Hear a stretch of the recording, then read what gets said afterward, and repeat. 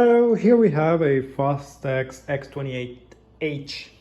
The H stands for high speed. It's a multi-tracker recording unit. It's a 4-track thing, and on the front it has 8 available slots for input, so you can clearly record your sessions, each instrument being separated if you want, and that gives it a lot of crisp light quality. That's pretty awesome. I admittedly know nothing about recording equipment, but I thought it would be pretty neat to show you guys the unit. Yeah, so I'm not gonna go around this functions here on the top because I don't really know what they mean. I just know, like, on the top, like, you can really select the tracks that you want to engage. Like, for example, right now this is engage number 1 and this is engage now, like for recording. So the way to engage it is just place that thing in the middle like this, and it should be good. Yeah, I think this is the volume, not sure. Recording volume. I have some even like brand new unused tapes. Remember this guy, the Dolby guy, is being blown out of the chair. That's pretty cool. THX was the chair guy, I think so, don't remember. So on the back we have the tape output, the sync, line out, auxiliary, send, auxiliary, and I don't know what is that, mon out, whatever. But yeah, it has like the power supply. That one that I have is the original. It's a Fostex unit like that. So I'm like zoom in a little bit. So it says Fostex, and yeah, it's the original power supply. But I read that you can get them online, like no problem, if you don't have the original one. So this is the manual. It's pretty complete. It mostly goes into recording functions more than anything else, and it's like pretty complex. Like this is like the original, sorry, yeah, oh sorry, here. So this is like the standard cassette, like how it will record and whatnot, and this is like with this deck, it will definitely like feel the improvement in quality and whatnot. So you're able to, like I said, to isolate the channels pretty good and recording to a different track, in this case 4 tracks. So this is like the diagram-ish of stuff, and if I open it, yeah, so if I open it, here's like the diagram for the block. So if you're looking for it, you found it. That's pretty cool. I know these manuals are not around that much anymore. The panel, controls and terminals. The light, rehearsal. It's pretty complete. Like, it gives you an idea how to basically operate it. Like, here's like the diagram for the rhythm, the trim, the headphone entrance. It has a 3.5mm jack, so if you had like a regular pair of headphones, it will not accept it. It will not like it at all. So anyway, so that's the manual in a nutshell. There's more stuff in there, but I'm not gonna go over it. And one thing that I thought it was pretty unusual is like the majority of cassettes players, I mean, this is a 1991 unit, I believe. The majority of cassette players that you have like the open and close compartment door.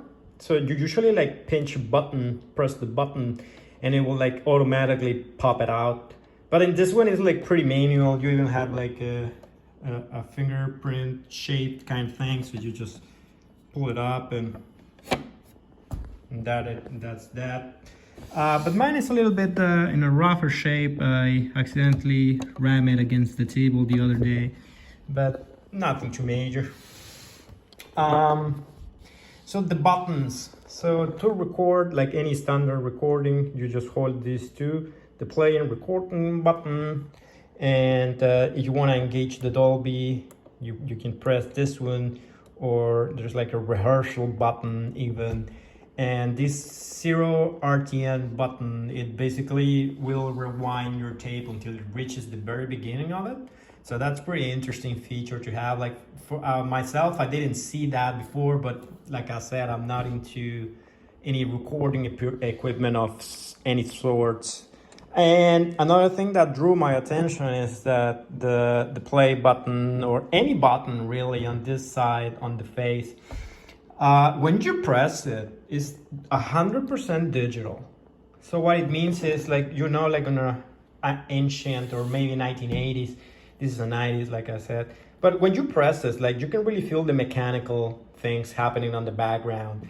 Whereas in this unit, it's 100% digital. So you will press it, it will send the signal to the brain of the system, and it will tell the bands and anything inside of it what to do and what speed to do it.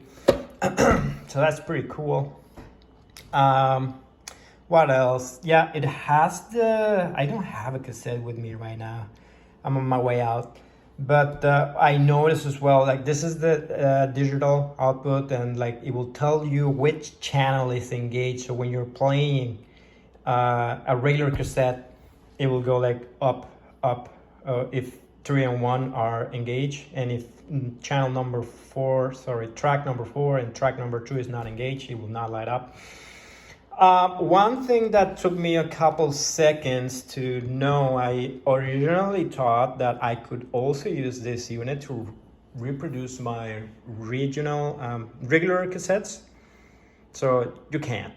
This unit is not for playing your regular cassettes. If you're hoping to listen to some Elton John on it, you're out of luck, because the H and even the name here, high speed, it indicates that it spins on a higher speed than normal. So it gives you like a more quality. Like when you're recording, it processes more information, more recording information of what's going on around it.